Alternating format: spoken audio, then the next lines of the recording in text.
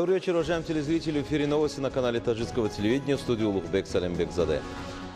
Ну и к основным новостям к этому часу. Правительство страны уделяет особое внимание сфере промышленности и предпринимательству. Объявленные 2022-2026 годами развития промышленности направлены на принятие необходимых мер, которым позволят решить отечественным предпринимателям имеющиеся проблемы. Целью оказания государственной поддержки деятельности субъектов предпринимательства, создания благоприятной среды для привлечения инвестиций, образования рабочих мест и сокращения проверок в стране был объявлен мораторий на все виды проверок деятельности субъектов предпринимательства. Подробности у Зумрат Файзиевой. Таджикистан обладает достаточным потенциалом для развития промышленности и новых технологий в таких сферах, как хлопководство, горно-рудная, пищевая и легкая промышленность. Начиная с прошлого года темп роста экономики республики значительно увеличился и достиг в 2021 году 9,2%. Это самый высокий показатель роста за последние 5 лет. По оценкам Международного валютного фонда, экономический рост Таджикистана в этот период является самым высоким в регионе.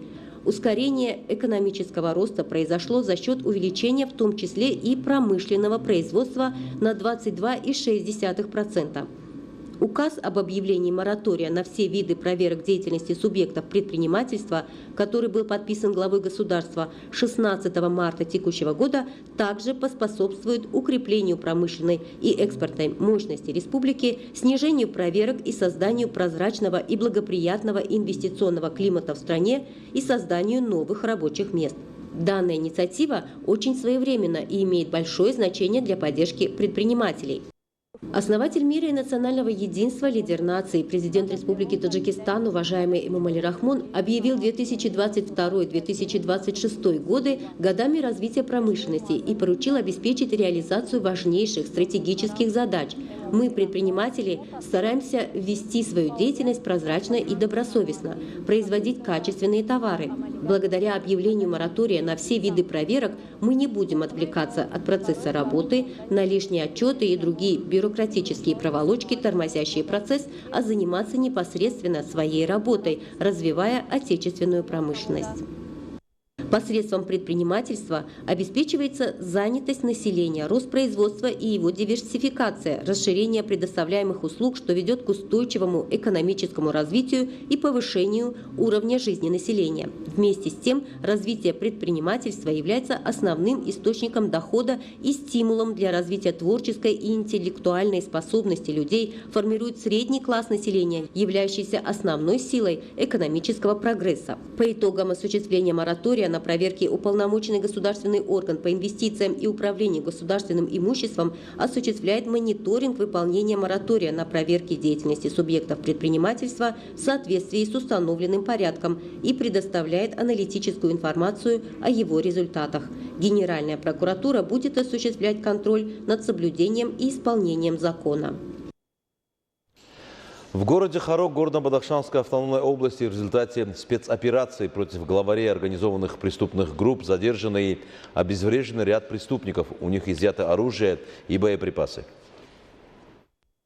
Межведомственный штаб по обеспечению безопасности и общественного порядка в Горно-Бадахшанской автономной области сообщает. Проведена специальная операция в отношении главарей организованных преступных групп города Хорога Мазорова Хурсанда Мирзохайотовича и Раджабова Зоира Карамхудоевича. Прокуратура Горно-Бадахшанской автономной области возбуждала уголовные дела в отношении главаря организованной преступной группы Хорога Мазорова Хурсанда Мирзохайотовича, 1972 года рождения, уроженца и жителя города Хорога, образование среднее по следующим статьям. 179 – терроризм, 104 – часть 1 – убийство, 237 – часть 2 – хулиганство, 345 – часть 2 – воспрепятствование осуществлению правосудия, 200 – незаконный оборот наркотических средств или психотропных веществ с целью сбыта, 289 – контрабанда оружия и боеприпасов.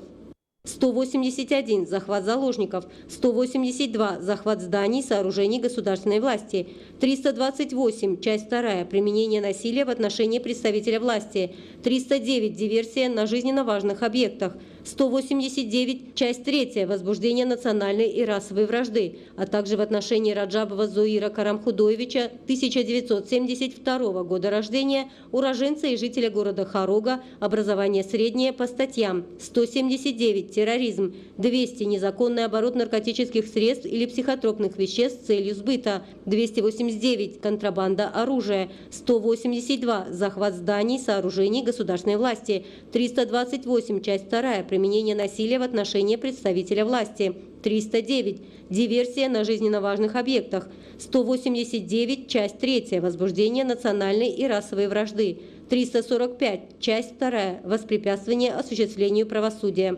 Мазоров Хурсант Мирзохайотович и Раджабов Зоир Карамхудоевич несколько раз официально вызывались в правоохранительные органы для проведения следственных действий. Однако каждый раз они умышленно отказывались выполнять законные требования административных органов.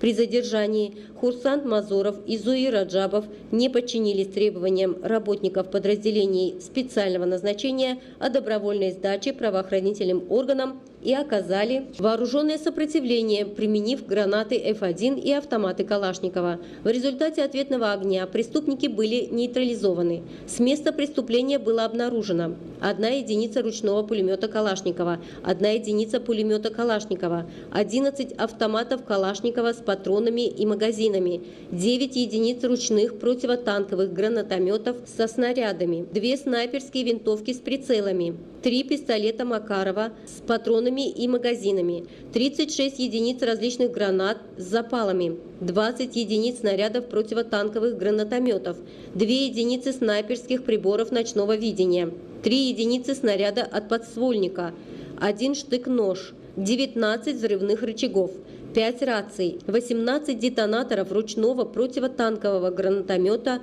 3 сенсорных телефона, 4 телефона с афганскими сим-картами, 1 спутниковый телефон с 4 сим-картами, 1 рация «Кодак», 1 фотоаппарат «Кодак», $700 США, 60 самани, 7 боевых поясов для хранения патронов, 7 комплектов камуфляжной формы, 1 единица прибора ночного видения, 2 единицы легковых автомобилей, в багажниках которых хранились различные боеприпасы, которые были изъяты на законном основании и задокументированы.